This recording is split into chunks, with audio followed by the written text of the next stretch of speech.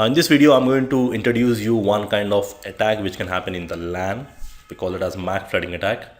We'll try to understand how the MAC flooding attacks can be done. And then we'll try to understand what is the solution for that. Now the solution is port security. How port security is going to prevent the MAC flooding attack. So first let's try to understand what is MAC flooding attack. So MAC flooding attack is a method where an attacker is going to try to send some numerable invalid source MAC addresses, and it's going to flood the MAC table with those invalid source MAC addresses. So let's try to understand how it works generally. Now take an example. I got a switch here in the LAN and all the users are connecting in the LAN here. Now there is also an attacker sitting here. So let's say there is an attacker who is also my internal user in the LAN. Okay. Now, if you remember in the basic switching concepts, we have learned the switches are more intelligent devices because they can store a table called CAM table or MAC table, which is going to have an information on what port number, what is the MAC address connected. Now, each and every port is having some MAC address information, and by default for the first time, maybe the MAC table will be empty, but initially it will do broadcast, and then based on that, it is going to update the MAC table as a unicast. Based on that, it will update the MAC table, and then let's say there is a user connecting here 1.1, try to communicate with 192.168.1.4 somewhere here, and the MAC address of this is AA and the MAC address is AD, let's say. Now whenever a switch receives a packet on a particular port, it's going to see the destination MAC address, and if there is an entry, it is going to forward it as a unicast, and if there's no entry, it is going to simply broadcast the particular frame. Now this is something what switches will do, the default behavior, but switches are intelligent devices which can forward a packet based on the unicast, based on the entries, whatever in the MAC table. But now what attacker can do is, now attacker is going to sit here in the LAN and is going to flood with some numerable invalid MAC addresses. Now this can be done by running some of the basic tools. Let's take an example. The attacker is sending some numerable invalid request on the particular port, let's say port number 10, and every time he's sending a message or a broadcast, he's going to change his MAC addresses. Like he's going to send XY, XX, something like this. So XZ, something different MAC addresses. Now whenever a switch is going to receive any new MAC address, it's going to try to see whether that particular entry is present in the MAC table or not. If that particular entry is not present in the MAC table, it's try to update the MAC table. Now the attacker is going to send some numerable invalid MAC addresses, so which means now your MAC table will get filled with some numerable invalid MAC addresses, and once it reaches the limit, it's going to start removing the valid MAC addresses. Now what it is going to do, it's going to remove all your valid MAC addresses, valid source MAC addresses. It's going to remove, because whenever any new entry adds, it's going to automatically remove the previous entries if it reaches the limit. Now in this scenario, if a valid user 1.1 want to communicate with 1.4, let's say the MAC address is AA and the MAC address is AD. Now your packet reaches the switch.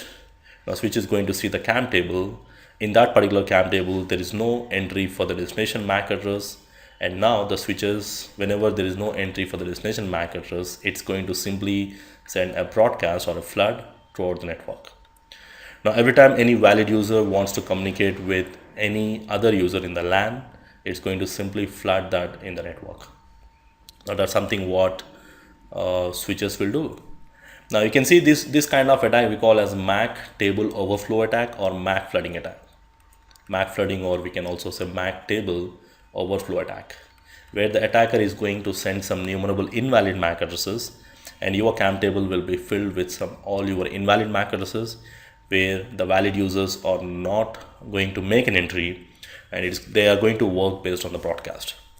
Now typically switches will do unicast, but now it's going to work like a hub, where each and every packet coming from a valid user, it will be broadcasted to all the ports automatically. Now we call this as MAC flooding attack. Like here you can see the summary of MAC flooding attack. Attacker is going to flood the CAM table with the numerable invalid source MAC addresses, and where the valid host cannot create an entries in the MAC table. So in simple, there is no entry for your valid MAC addresses. Now if a valid user tries to communicate with another valid user in the LAN, the normal traffic will be flooded out of all the ports because there is no CAM entries for the valid users. Now we call this as MAC flooding attack. Now how to overcome this MAC flooding attack? That's the next thing. Now to overcome from this MAC flooding attack, we can implement a feature on the switches. We call it as port security feature. Now in this port security feature, what we are going to do is we are going to restrict any particular port. We are going to limit the number of MAC addresses it can learn. Now let's say I'm going to limit the MAC address of maximum of 3. So which means if a user is sending with a MAC address, let's say an attacker is trying to flood with a MAC address of AA, maybe it's a valid user, it's going to accept. If he's sending with another MAC address AB, it's going to accept. And then he's sending with a MAC address of AC, it's going to accept. Because the maximum entries, we have defined something called 3. So which means maximum of 3 MAC addresses can be learned on one particular port. And this number can be changed as per our requirement, but we are going to use this as something called 3. And whenever a switcher learns the MAC address with AD, something, the 4th MAC address.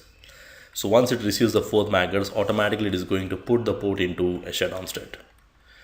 More like an error disabled state we call it as. And this port will not be able to access any of the resources because it has a violation rule. And the default violation rule, what we are going to do is we are going to say shut down the port. Now this is something what we can do in a case of port security. Now in the port security, what we are going to do is we are going to limit the number of MAC addresses can be learned on a specific port. If anyone violates that rule, if it learns more than the number of MAC addresses what we define, it's going to simply put the port into error disabled state. Now to configure this port security, what we can do is, now you can see the commands here.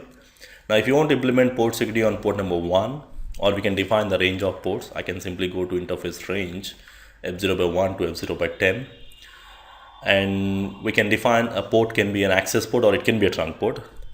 Now the port security feature is not going to work if your port is in a dynamic desirable or dynamic auto modes. And mostly on the switches, the port will be in the dynamic desirable or auto modes. Auto is something what default mode. Port security is not going to work. So we need to ensure that that particular port, either it should be an access port or it should be a trunk port.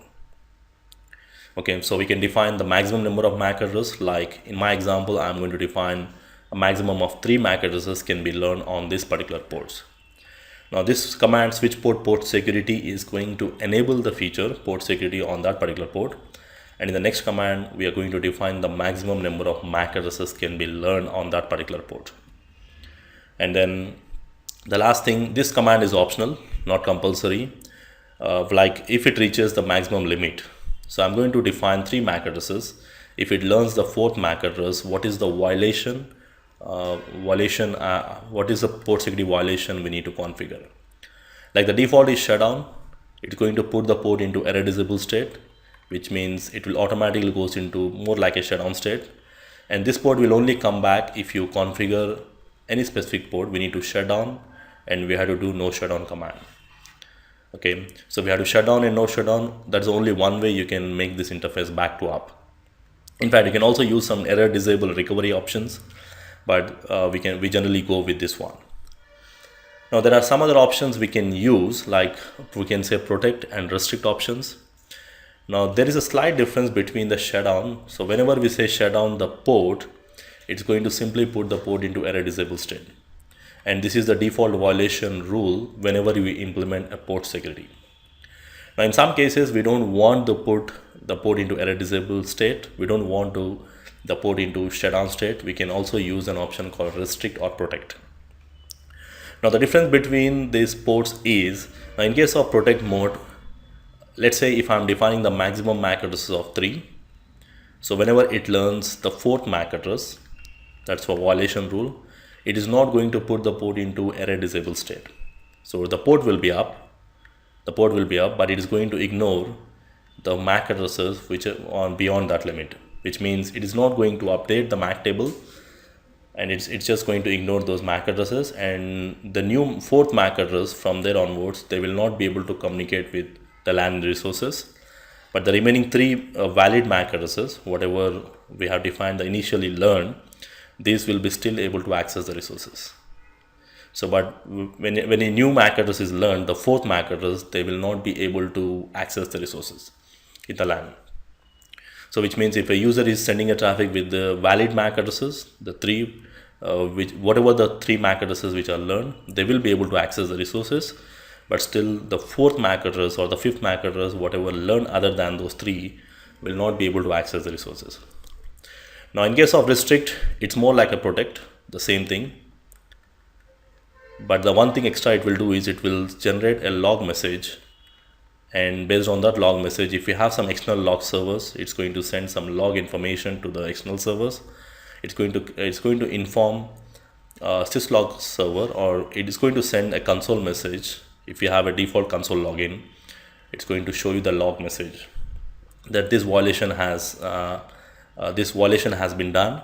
It's going to generate that log message on the switch, but whereas the protect is not going to do any log information. So these are major difference between protect and restrict. In case of shutdown, it will simply put the port into error disable state, but in case of protect and the restrict mode, it is not going to do that.